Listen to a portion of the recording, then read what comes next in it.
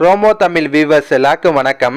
இப்போ பாண்டியன் ஸ்டோர் சீரியல்ல இன்னைக்கு என்ன நடந்துச்சுன்னா, கதிர் வீட்டு செலவுக்கு பணம் கொடுத்ததை பார்த்து பாண்டியன் செம்ம கடுப்பாயிடுறாரு. பதிலுக்கு கதிரை மடக்கணும்ல. அதுக்கு பாண்டியன் என்ன பண்றாருன்னா, கோமதி நம்ம வீட்டில் 2 பேர் தங்கி சாப்பிடணும்னா எவ்வளவு செலவாகும், அதை கணக்கு பண்ணி சொல்லுன்னு கேட்கிறாரு. ஆனா கோமதி சொல்ல மாட்டாங்க. எங்க அவன் தான் சின்ன பையன், ஏதோ புரியாம பேசிட்டு இருக்கான், நீங்களும் பதிலுக்கு இப்படிலாம் பேசணுமான்னு கேட்பாங்க. ஆனா பாண்டியன் விட மாட்டாரு. தங்கமயில் நீ சொல்லுப்பான்னு கேட்கிறாரு. தங்கமயில் வந்து 8000 இருந்து 10,000 ஆகுமாமான்னு சொல்றாங்க. இப்ப பாண்டியன் கதிரை பார்த்து கேட்டுச்சடா 10,000 வரை ஆகுமா, ஆனா நீ 6,000 ரூபாய் தான் கொடுத்துருக்க, மீதி காசு எங்கன்ற மாதிரி பேசுவாரு. கடைசியா சொல்றாரு, பெருசா கணக்கு பார்த்து வந்து காசை நீட்ட, சின்ன வயசுல இருந்து உனக்கு நான் எவ்வளவு செலவு பண்ணிருப்பேன் அதெல்லாம் கணக்கு பார்த்து சொல்றேன், இப்பயே உன்னால தர முடியுமா அப்படின்ற மாதிரிலாம் கேட்கிறாரு. ஆனா கதிர் அதுக்கெல்லாம் பெருசா எதுவுமே பேச மாட்டாரு. இந்த மாசம் என்னால இவ்வளவுதான் தர முடியும், அடுத்த மாசத்துல இருந்து நீங்க கேட்ட காசு நான் கொடுத்துறேன்ற மாதிரி காசை கையில கொடுக்குறாரு. பாண்டியனுக்கு இன்னும் கடுப்பாது, கோவப்பட்டு அங்கிருந்து கிளம்பிடுறாரு. அதுக்கப்புறம் நடக்குதுன்னா, கோமதி வந்து கதிர்கிட்ட கோவப்படுறாங்க.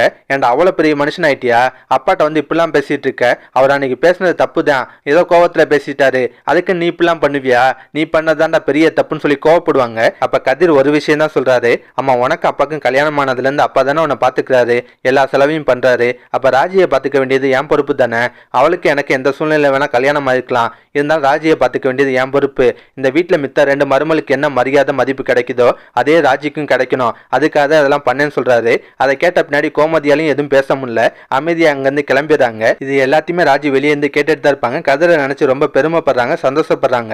அதுக்கப்புறம் நடக்குன்னா, கோமதி இந்த விஷயத்த மீனாட்ட போய் சொல்றாங்க. இந்த கதிர் பயல்கிட்ட போய் நான் பேசினேன், அவன் பொண்டாட்டிக்காக இதெல்லாம் பண்ணேன்னு சொல்றான், அவன் இந்த அளவுக்கு மாறிப்பா நான் நினைச்சு கூட பார்க்கலாம்னு சொல்லி ஆச்சரியப்படுறாங்க. அப்ப அந்த இடத்துக்கு ராஜியும் வராங்க, ரொம்ப ஜாலியா இருப்பாங்க. அதை பார்த்து மீனா வந்து, என்ன மேடம் ரொம்ப ஹாப்பியா இருக்கீங்க போல, உங்க ஆள் உங்களுக்காக என்னென்னமோ பண்றாருன்ற மாதிரி கிண்டல் பண்றாங்க. ராஜியும் அதை கேட்டு இன்னும் வெக்கப்படுறாங்க. இப்போ கோமதி லைட்டா கடுப்பா, ஏண்டி நீனே என் பிள்ளையும் எலியும் புனியமா தானே இருந்தீங்க, ஆனா அதுக்குள்ளேயும் எப்படி அவனை இப்பெல்லாம் மாத்தினேன்னு கேட்பாங்க. அதுக்கு ராஜி வந்து அதெல்லாம் அப்படிதான் சொல்லி சிரிக்கிறாங்க.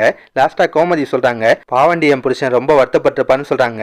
அதுக்கு மீனா வந்து, அத்தை அதெல்லாம் ஒண்ணு இல்ல அத்தை, மாமாவும் சந்தோஷம் தான் பட்டிருப்பாரு, ஏன்னா கதிர் பண்றதெல்லாம் அப்படியே மாமா பண்ற மாதிரியே இருக்கு, அதை நினைச்சு மாமாக்கு பெருமையா தான் இருக்கும், என்ன அதை வெளியே காட்டிக்கல அப்படின்ற மாதிரி சொல்றாங்க. இப்ப தங்கமேல் வந்து சம்பந்தமே இல்லாம ஏத்தி விடுவாங்க.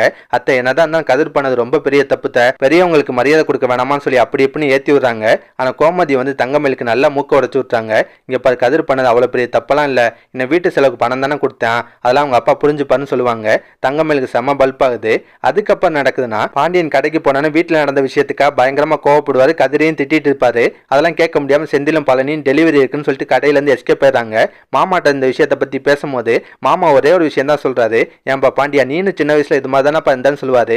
அதை கேட்டோன்னு பாண்டியன் சிரிக்கிறாரு. ஆமா மாமா, கதிரை பார்க்கும் போதெல்லாம் அப்படியே என்ன பாக்குற மாதிரியே இருக்கு, என்கிட்ட இருக்க கோவம் வீம்பு வைராக்கியம் எல்லாமே அவன்கிட்டயும் இருக்கு, அதெல்லாம் என்கிட்ட காட்டும் போது எனக்கு கொஞ்சம் கோவம் வரதான் செய்யுது, இருந்தாலும் எனக்கு பிடிச்சிருக்கு மாமா, நீங்க வேணா பாருங்க கதிர் பெரிய ஆளா வருவேன் அப்படின்ற மாதிரி ரொம்ப சந்தோஷமா சொல்றாரு.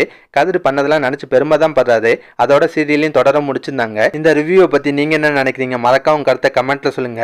இந்த வீடியோ பிடிச்சினா லைக் தட்டுங்க. நம்ம சேனல் ப்ரோமோ தமிழ் ரிவ்யூ வரை சப்ஸ்கிரைப் பண்ணலாம், ப்ளீஸ் கை சப்ஸ்கிரைப் பண்ணிக்கோங்க. நான் உடனே சீரியல் அப்டேட் கொடுத்துட்டே இருக்கேன். Bye guys.